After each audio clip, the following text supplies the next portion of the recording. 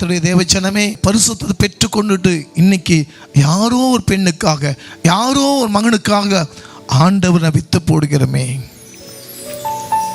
நீங்க ஜாக்கிரதை உள்ளதாருங்கள். ஆண்டவர் சொன்னீத ஆலயம், இந்த ஆலயத்தை கெடுக்காத. நீ பரிசுத்தமாய் இருந்தால் ஜீவ கிரீடத்தை தேவன் உனக்கு கொடுப்பா. இந்த பூமியில் நீ பரிசுத்தமாய் எந்த மனுஷனும் பயப்படாத. உன்னை படைக்கப்பட்ட ராஜாதி ராஜா உன்னை நியாய தீர்ப்பு வரும்போது கர்த்தர் உன் ஜீவ கிரீடத்தை உனக்கு கொடுத்து அவருடைய பங்கிலே உன்னை கொண்டு போய் விடுவா. நீ வழி தப்பி போனையா, வழி மாறி போனையா, வேதத்தை மறந்து போனாயா, கர்த்தரை மறந்து போனாயா, வேதம் சொல்கிறது அவருடைய கோபம் ஒரு நிமிடம். நீ 2 இடத்துல முழங்கால் படிட்டு, ஆண்டவரே என் மனுஷிகத்தை தவறிட்டேன், கொடுக்கப்பட்ட ஆலயத்தை நான் உண்மை இல்லாமல் வாங்கிட்டேன், அந்த இருதயத்தில் மாசுபட்டிருக்கிறப்பா, அசுத்தம், பாவம், இச்சை, கரைகள் இருக்கின்றன, ஆண்டவரே என்னை கழுவி நீதியுள்ள பாதை நடத்த எனக்கு ஞானம் வேண்டும் என்று கேளுங்க.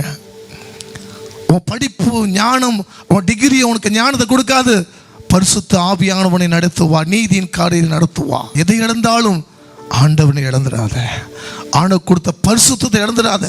அவர் கொடுத்த பரிசுத்த அபிஷேகத்தை இழந்துடாத. அவர் கொடுத்த முத்துரை இழந்துடாத. காலம் கொடிய காலத்தில் வாழ்ந்து கொண்டிருக்கிற நீ என்ன விதைச்சாயோ உன் பிள்ளைகள் 2ஆம் 3ஆம் தலைமுறை நான் உன்னை விசாரிக்க தேவனா இருக்கிறேன்.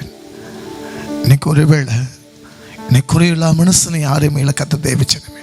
உங்கள் குறைகளை கிறிஸ்து இயேசுவுக்குள் மகிமையினாலே உன்னை நிறைவேற்றுவார்.